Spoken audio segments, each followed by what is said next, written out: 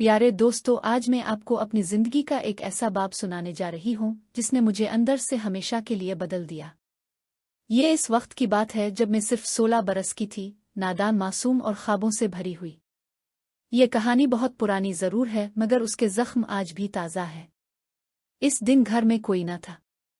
امو ابو کسی رشتہ دار کے ہاں گئے ہوئے تھے اور میں تنہا تھی۔ میں نے سوچا کہ استاد کے آنے سے پہلے نہا لوں تاکہ پھر سکون سے پڑھائی کر سکوں۔ جب میں کمرے سے باہر نکلی تو دیکھا کہ استاد پہلے ہی آ چکے تھے اور ڈرائنگ روم میں میرا انتظار کر رہے تھے۔ میں بے فکری سے ان کے پاس جا کر بیٹھ گئی، جیسے ہمیشہ بیٹھا کرتی تھی۔ ابتدا میں سب کچھ معمول کے مطابق تھا، مگر کچھ نظریں ایسی ہوتی ہیں جو لفظوں سے زیادہ بولتی ہیں۔ میں نے اس لمحے کو نظر انداز کر دیا، شاید اپنی نادانی میں، شاید اس لیے کہ میں حقیقت کو سمجھنا نہیں چاہتی تھی۔ وقت گزرتا گیا، میری زندگی میں پڑھائی اہم ہوتی گئی۔ ابتدا میں مجھے گھر پر پڑھنا اچھا نہیں لگتا تھا۔ میں بھی اپنی سہیلیوں کی طرح اکیڈمی جانا چاہتی تھی، مگر امو کی مرضی کچھ اور تھی۔ انہوں نے میرے لیے ایک ایسا استاد رکھا جو گھر آ کر مجھے پڑھاتا تھا۔ آہستہ آہستہ میں نے خود کو حالات کے مطابق ڈھال لیا۔ میں نے دل لگا کر پڑھنا شروع کیا اور پھر نتیجہ بھی سامنے آنے لگا۔ میں کلاس میں نمایاں ہونے لگی، ہر امتحان میں بہتر کارکردگی، ہر طرف تعریفیں، اور انہی تعریفوں نے میرے اندر ایک نیا اعتماد پیدا کر دیا۔ استاد بھی اب میرے لیے اجنبی نہیں رہے تھے۔ میں ان سے کھل کر بات کرنے لگی، اپنی پڑھائی، اپنے مسائل، سب کچھ شیئر کرنے لگی۔ مگر کبھی کبھی قربت فاصلے مٹا دیتی ہے، اور یہی قربت بعض اوقات خطرناک بھی ثابت ہوتی ہے۔ پھر ایک شام آئی، وہ شام جو میری زندگی کا رخ بدلنے والی تھی۔ والدین حسب معمول کسی تقریب میں جانے کی تیاری میں تھے۔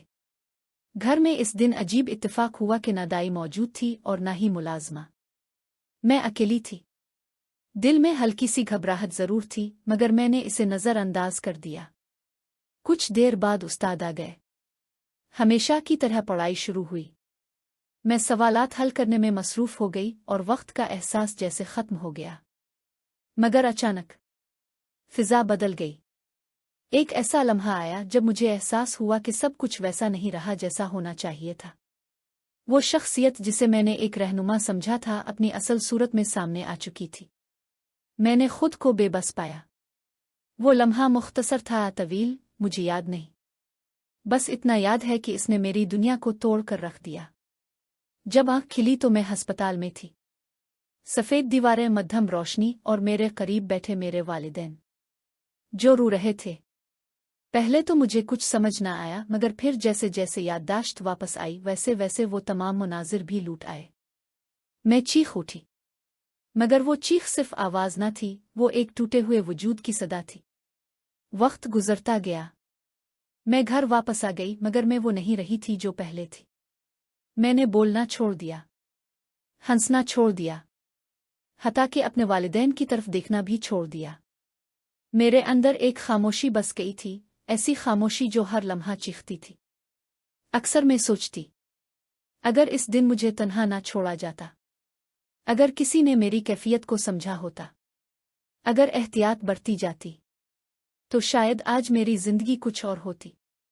یہ کہانی ختم نہیں ہوئی، کیونکہ کچھ کہانیاں کبھی ختم نہیں ہوتی، وہ صرف خاموشی میں بدل جاتی ہیں۔